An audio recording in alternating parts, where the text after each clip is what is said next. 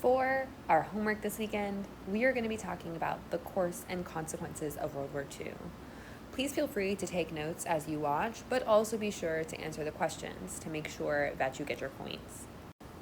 Throughout the 1930s and 1940s, Japan had slowly been gobbling up more and more of Asia.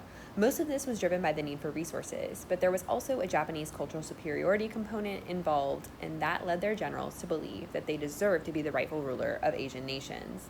However, as we can see, by 1942, the Japanese Empire stretched as far east as Burma and as far south as Indonesia, having taken the British, French, Dutch, and American colonies throughout the region. The British, who were very busy being the only country fighting the Germans in Europe before the end of 1941, were very scared by the Japanese advance, which was encroaching more and more on their vital Indian colony.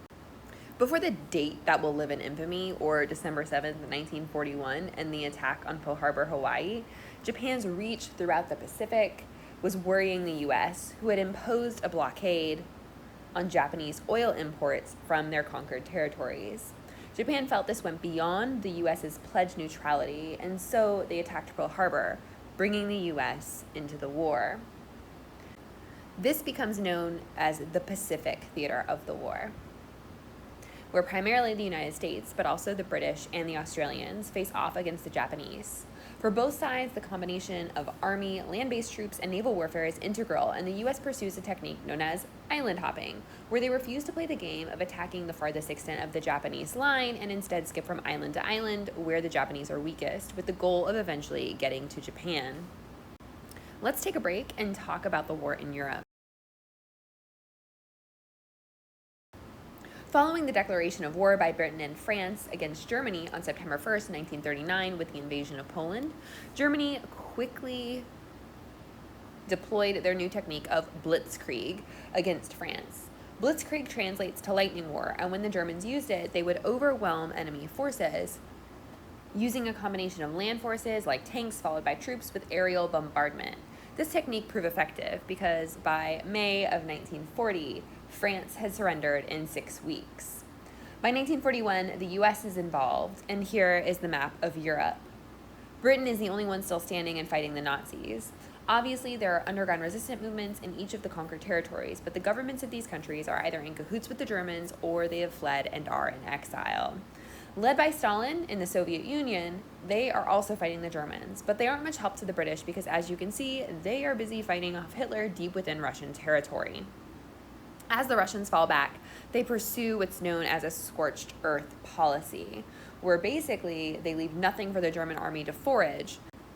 And since Germany is a really long way away from home, it makes it really difficult to resupply their troops. Either way, the Russians are taking the brunt of the German military between 1941 and 42. Millions of civilians are dying, leaving Russia with the highest casualty rate of the war. By the end of 1941, the U.S. was involved, and the U.S. President, Roosevelt, and the British Prime Minister, Churchill, decided that Hitler was the biggest threat. So they focused their energy on Europe. They needed to open a second front. Stalin, fighting the Germans, begged it to be France. France begged it to be France, but FDR and Churchill decide that the risk is too high, so they opt for another front in North Africa. This is called Operation Torch, and they fight their way across North Africa, pushing the Germans out. Then they fight up Italy until Mussolini is forced from power, the Italians turn on him and execute him. They finally end up dragging his body behind a car. This is all paving the way for the biggest amphibious assault ever attempted, D-Day, where the British, Free French, and American forces jointly stormed the beaches of Normandy in France, finally opening up that front that Stalin and the French had been begging for. This happens on June 6, 1944. Following D-Day, the Allied forces fight across France, liberate Paris, and invade Germany. At the same time, as you can see in the map, Soviet forces are closing in on Germany from the other side.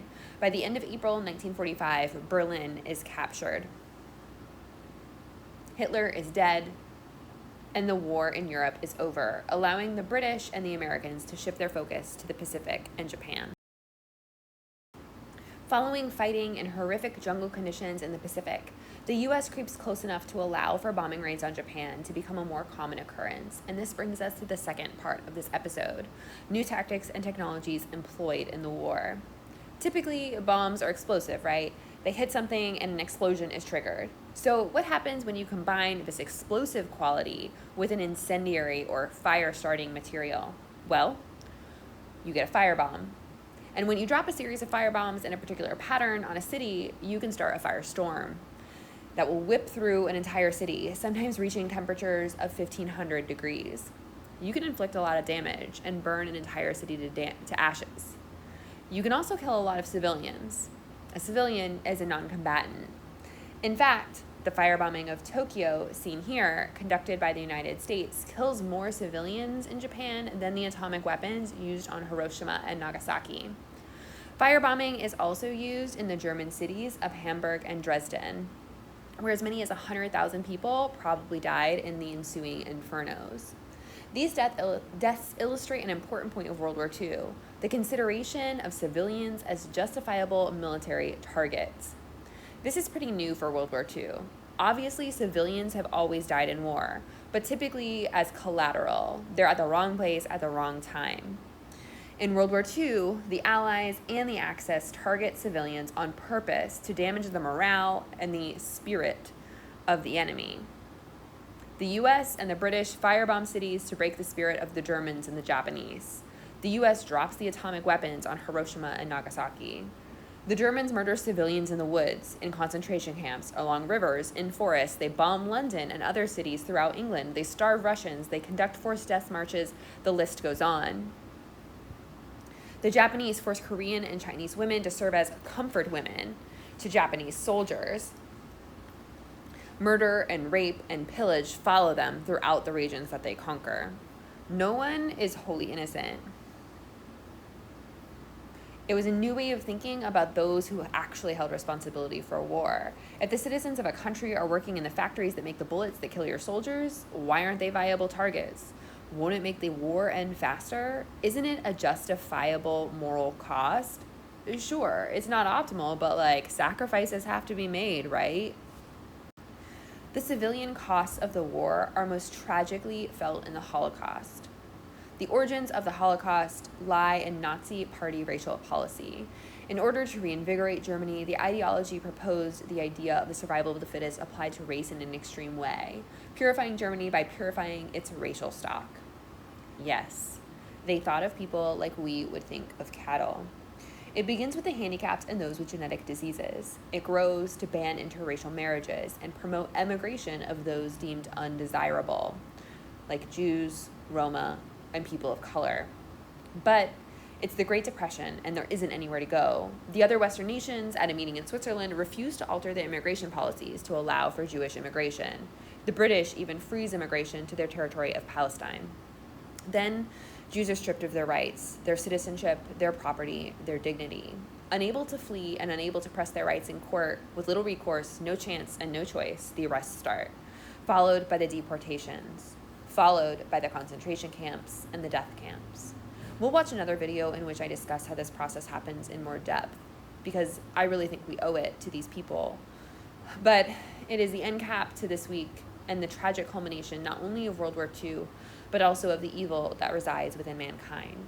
History isn't always fun, but it is important, and we owe it to these people to understand.